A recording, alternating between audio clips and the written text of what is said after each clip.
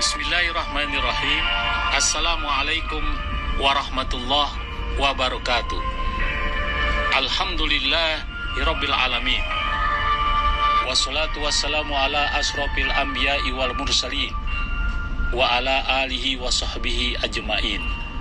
Amma ba'du. Sahabat Buya Helmi, puji syukur mari kita haturkan kepada Ilahi Rabbi Allah Subhanahu wa ta'ala, yang mana syukur alhamdulillah di Sayyidil Ayam ini kita masih diberikan suatu kenikmatan oleh Allah Subhanahu wa ta'ala. Semoga dengan kenikmatan yang Allah berikan kepada kita, kita dapat melaksanakan suatu kegiatan kita sehari-hari. Amin ya Rabbal Alamin. Sahabat Buya Helmi, seperti biasa setiap malam Jumat, Al-Fakhir Buya Helmi akan memberikan sesuatu, yaitu dalam konten kali ini kisah misteri nyata yang berbau mistis, yang akan selalu membuat bulu kuduk kalian merinding dengan berbagai cerita mistis dan horor yang akan selalu Buya Helmi sajikan untuk kalian mengambil suatu inti sarinya. Sahabat Buya Helmi, dalam konten kali ini Al-Fakhir Buya Helmi memberikan suatu judul Tante yang haus seks menumbalkan berondong. Sahabat Buya Helmi, nun jauh di sana pada tahun 1990 ada sebuah pemuda yang sangat ganteng rupawan berumur 20 tahun. Setiap hari dia selalu memegang HP-nya untuk mencari pekerjaan. Sahabat Buya Helmi, kita beri nama pemuda tersebut bernama Agus. Setiap saat, setiap hari, Agus selalu ingin sekali mendapatkan suatu pekerjaan untuk membantu orang tuanya. Sehingga informasi-informasi tentang pekerjaan selalu dia dengarkan, dia amati, baik itu melalui media sosial maupun melalui media surat kabar. Sahabat Buya Helmi, pada malam minggu, tepatnya jam 7 malam, tiba-tiba berderinglah di handphone Agus tersebut. Diangkatnya oleh Agus tersebut. Halo, siapa nih? Selamat malam. Hai Gus, ini aku temanmu SMA. Aku Jono. Gus, lu mau ke pekerjaan gak? Kalau lu mau ke pekerjaan, lu datang ke alamat yang gue chatting ke lu, mau gak? Itu gajinya besar loh Gus. Kerjanya santai, cuma malam. Lalu Agus berkata, kenapa lu aja yang gak ambil, John? Enggak Gus, gue sudah ada pekerjaan. Pekerjaan gue juga enak. Ini ada loh Gus, pekerjaan yang sama seperti gue, jawab Jono. Agus terheran-heran. Pekerjaan apa John? Ya, pokoknya pekerjaannya itu enak deh Gus. Lu puas, gajinya juga enak. Lu minta berapa aja pasti dikasih. Tanpa Agus berpikir, walaupun perasaannya terheran-heran, tapi Agus terasa cemas. Pekerjaan apa yang enak tapi gajinya besar? Seraya Agus bertanya kepada dirinya sendiri. Sahabat Buya Helmi, walaupun merasa berat, tapi tetap Agus mau bertanya kepada Jono. John, itu kerjaan apa sih? Gua mau deh kalau gajinya besar tapi kerjaannya ringan. Gus, pokoknya intinya asal lu kuat aja, jawab Jono. Maksud lu kuat bagaimana? Kuatnya begini, Gus. Lu jadi melayani nafsunya Tante Erma. Nah, Tante Erma itu mengharapkan gairah seorang laki-laki ya seperti kita ini, Gus. Di umurnya di bawah 25, jawab Jono. Terus, nah Tante Erma itulah yang lu harus layani. Nanti lu minta saja uang berapa, pasti dikasih. Kayak gue nih Gus, gue melayani Tante Irna, jawab Jono. Sekarang gue punya handphone, iPhone lagi, yang mahal, yang keluaran baru. Gue tinggal turun naik mobil. Lu pasti bisa sama kayak gue. Udah ikutin aja langkah gue, jawab Jono. Tanpa berpinggir panjang, karena bujuk dan rayuan Jono, maka Agus pun berangkat untuk menuju tempat yang disiapkan atau yang diberikan oleh Jono. Sahabat Buya Helmi, singkat cerita, Agus sampai di tempat itu. Ternyata tempat itu adalah sebuah hotel yang sungguh sangat luar biasa indahnya. Hotel itu berbintang 5. Pasti tidak sembarangan orang yang menginap di situ. Tentunya harus berkocek tebal dan mempunyai uang yang banyak.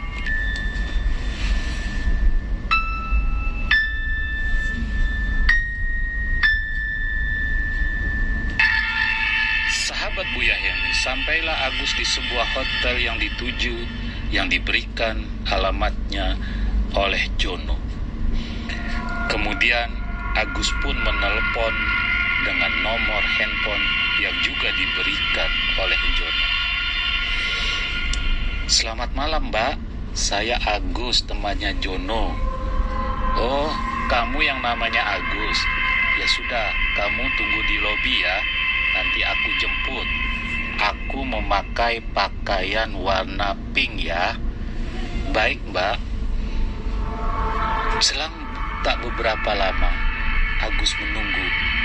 Tiba-tiba ada seorang wanita berpayubaya, kurang lebih umurnya antara 45 sampai 55.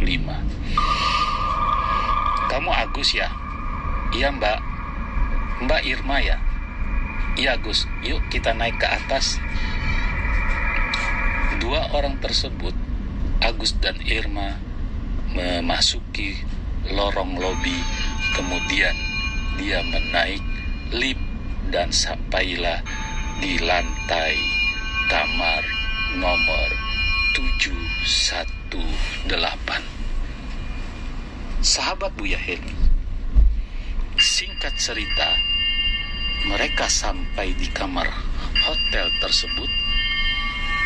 Irma berkata, apakah kamu kuat untuk melayani aku, Gus? Agus menjawab, kuat, Mbak Irma. Kamu hanya melayani aku 3 hari saja. Setelah itu, kamu boleh bebas. Adapun apa yang kamu minta, aku berikan. Sahabat Buya Helmi, akhirnya mereka bersepakat untuk tentang harga yang ditentukan atau harga yang diminta. Bagaimana Mbak Irma kalau saya meminta harganya 25 juta? Mbak Irma tersenyum sibuk. 25 juta itu sedikit, Gus. Bagaimana kalau aku memberikan kamu 100 juta, tapi kamu harus memberikan servis ke saya kurang lebih hanya 3 hari. Sahabat Buya Helmi, sampailah mereka melakukan suatu pergaulan antara seperti suami istri. Agus menikmati pergaulan tersebut karena baru pertama kali Agus merasakan kenikmatan surga dunia. Singkat cerita, sampailah pada hari Selasa, setelah selesai Agus melaksanakan kewajiban melayani Tante Irma, maka Agus pun bergegas untuk pulang. Sahabat Buya Helmi, perlu diketahui, sebenarnya pada saat bersetubuh, Agus sudah tidak ada tenaga. Tapi Tante Irma memberikan obat kuat. Pada saat selesai, Agus pun pingsan di kamar tersebut. Karena diiming-imingi uang 100 juta dan waktunya hanya singkat 3 hari, maka Agus pun tetap melaksanakan kewajiban untuk memberikan kenikmatan kepada Tante Irma tersebut. Sahabat Buya Helmi, sungguh alangkah nikmatnya Tante Irma mendapatkan seorang perjaka, mendapatkan servis dari Agus, dan dia tidak punya rasa ulas kasih sampai-sampai mereka melakukan persetubuhan yang dilarang oleh agama sampai 5 kali.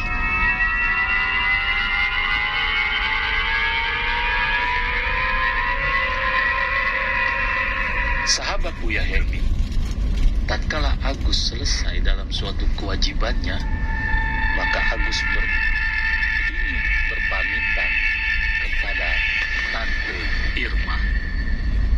Setelah pamit, sampailah Agus di rumah. Kemudian Agus meletakkan uangnya di lemari. Tiba-tiba pada malam hari, sebuah kereta kencana datang di rumah Agus yang terletak di jalan Pasar Minggu. Sahabat Buya Helmi, kereta kencana pun berbunyi dan hanya didengar, dilihat oleh Agus sendiri. Sedangkan adik dan keluarganya yang terpapar tidur dengan pulas di sebuah tikar dengan beralasan tikar, kemudian dengan berbantal seadanya, dengan berselimut kain, maka mereka pun tertidur pulas. Dan malam itu Agus tidak bisa tidur. Sahabat Buya Helmi, tepat jam 12:30 malam pada malam hari Rabu, Agus malam nasibnya. Seorang permaisuri yang turun dari kereta kencana, turun dengan dikawal oleh 2 gondoruo. Sahabat Buya Helmi, permaisuri itu pun masuk ke kamar Agus.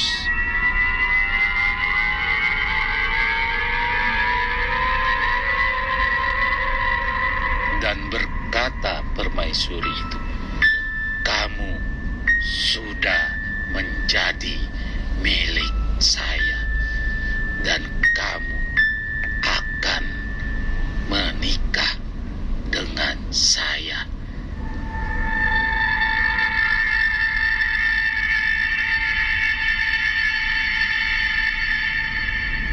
Ikutlah dengan saya. Sahabat Buya Helmi, Agus gemetar, bibirnya biru, badannya lemas mendengar kalimat itu. Saya maksud Nyai, kamu sudah dijual oleh wanita yang bernama Irma kepada saya. Dengan kamu bersetubuh dengan Irma, itu Irma adalah raga saya. Sedangkan imbalan yang saya berikan, dia mendapat kekayaan. Akhirnya, tanpa basa-basi, ruh Agus dibawa oleh permaisuri yang ada di kereta kencana. Sahabat Buya Helmi, pada keesokan harinya, keluarga Agus mengetuk pintu kamarnya Agus karena tumben sekali Agus tidak bangun, padahal waktu itu sudah jam 3 sore. Diketuknya pintu tapi tidak ada jawaban. Kemudian keluarga Agus pun membuka pintu yang setengah sudah rusak daun pintunya. Ternyata didapati Agus sudah tidak bernyawa.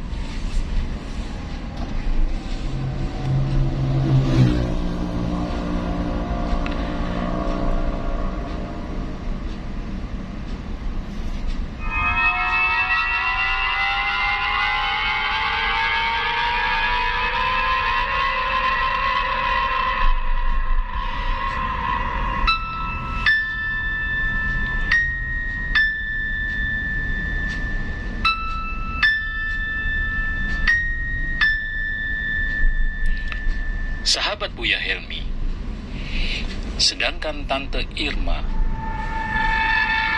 yang sangat senang sekali korban persugihannya telah berhasil dia manfaatkan sehingga kekayaan Tante Irma sangat bertambah. Untuk daripada itu, setiap 1 bulan sekali menurut perjanjian Tante Irma dengan lelembut alias jin alias tempat persugihan itu, dia harus memberikan tumbal sebulan sekali untuk memperoleh kekayaan yang dia ingini.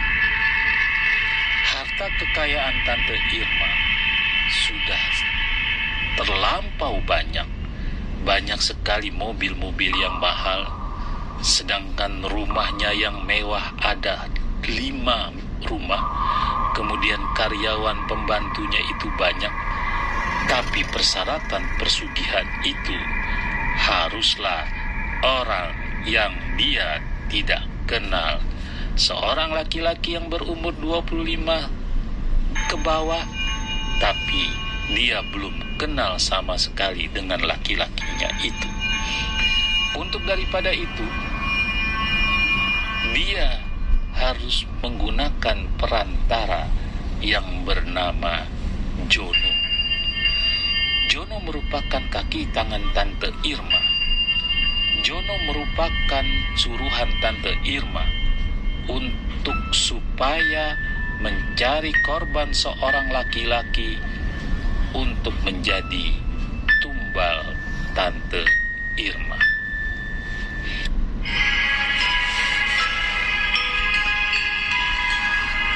Sahabat Buya Helmi, kini kita kembali berbicara tentang korban berondong yang kedua, seorang laki-laki dengan penampilan yang tidak terlalu ganteng, wajahnya pas-pasan, merasa bahagia, merasa senang, merasa sukacita karena dia mendapat job uang 100 juta dari saudara Jono, temannya juga, dan dia diperintahkan untuk ke sebuah hotel sama seperti yang dilakukan oleh Agus. Setelah bertemu dengan Tante Irma, laki-laki yang bernama Aris ini terlalu centil dan terlalu playboy.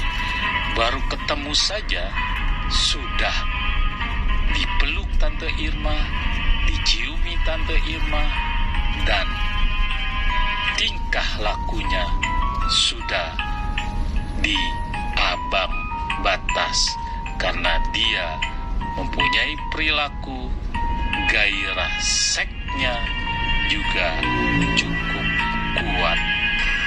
Sahabat Buya Helmi sampailah di suatu kamar yang disiapkan oleh Tante Irma. Laki-laki tersebut yang bernama Haris mengatakan kepada Tante Irma, "Ayo Tante, mari kita mulai." Tapi Tante Irma hanya tersenyum sipu. Sahabat Buya Helmi, laki-laki tersebut sungguh sangat tergiur melihat kemolekan, kecantikan Tante Irma tersebut. Perlu sahabat Buya Helmi ketahui bahwa Tante Irma sudah dimiliki sebuah susuk daya rangsang kepada laki-laki. Setiap laki-laki yang melihat Tante Irma itu, maka gairahnya akan timbul. Tante Irma berkata kepada Haris, "Haris, kamu kuat berapa lama kalau ingin memberikan kenikmatan kepada Tante?" 5 kali kuat Tante. Ayolah kita mulai. Cobalah kalau Tante mau. Kemudian Tante Irma berkata, "Apakah kamu sering memberikan servis kepada yang lain?" "Tidak Tante, kecuali kepada pacar saya. Itu pun satu malam saya hanya melakukan 3 kali. Apa kamu paksa?" "Tidak Tante, itu suka sama suka." "Oh, kalau begitu kamu berikan servis yang terbaik kepada Tante hanya 1 hari saja. Tapi Tante mengharapkan 1 hari ini Tante diberikan servis sebanyak 6 kali. Apakah kamu sanggup, Aris?" Jawab Tante Irma. Aris pun berkata, "Saya sanggup Tante. Jangankan 6, 10 kali pun saya sanggup." "Oh, hebat kamu Aris. Tante suka dengan kejantanan kamu." "Oh, tentu Tante. Tante bisa coba. Pasti Tante akan puas dengan pelayanan yang saya berikan." Ketus dengan semangat dari seorang laki-laki yang bernama Haris. "Apakah Tante mau tiap hari aku manja, aku belai, aku berikan kenikmatan?" "Tidak Aris, Tante hanya butuh 1 hari kepadamu." "Kenapa nggak setiap saat Tante? Setiap hari atau seminggu sekali?" "Tidak Aris, Tante hanya memberikan kamu 1 hari saja." "Wah, kalau begitu sayang sekali ya Tante. Saya yang kuat disia-siakan. Atau mungkin Tante mau apa Haris?" Jawab Tante Irma. "Apakah Tante mau yang lebih hot, yang lebih mantap daripada saya?" "Tidak, saya butuh kamu sekarang. Percakapan mereka membuat gairah Aris bertambah memuncak. Singkat cerita, terjadilah pergulatan persetubuhan pada malam hari sebanyak yang diingini oleh Tante Irma dengan iming-iming janji 100 juta rupiah. Pada pagi harinya, Aris tanpa mandi, tanpa cuci muka, sudah meninggalkan hotel tersebut karena atas keinginan dan atas perintah Tante Irma, karena pada saat itu Tante Irma jam 7 pagi harus keluar dari hotel tersebut. Sahabat Buya Helmi, singkat cerita, sampailah Haris di rumahnya dengan gembira, dengan senang, bercampur, berbaur menjadi satu. Haris memberikan uang hasil ajib-ajib pada malam hari, dibagikan oleh Haris kepada teman-temannya, kepada orang tuanya, dan kepada adik-adiknya. Tapi sayang, pada malam hari, Haris bernasib naas seperti korban persugihan yang lainnya. Pagi harinya Haris tidak bernyawa karena diambil oleh putri lelembut yang menaiki kereta kencana. Sahabat Buya Helmi, korban-korban makin berjatuhan. Entah sudah berapa lama, entah sudah berapa lagi korban yang berjatuhan dari bulan ke bulan. Intisari dari cerita ini adalah jangan sekali-sekali melakukan suatu perbuatan yang dilanggar oleh Allah, yang dilarang oleh Allah, karena perbuatan tersebut merupakan dosa besar.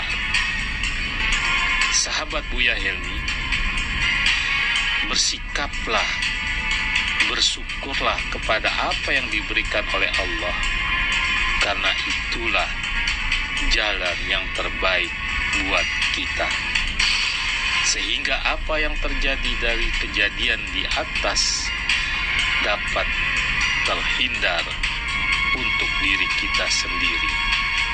Apalagi perselingkuhan, perzinahan pada saat sekarang ini merajalela. Semoga konten kali ini bermanfaat. Jangan lupa saksikan kelanjutannya di part yang kedua. Assalamualaikum warahmatullahi wabarakatuh.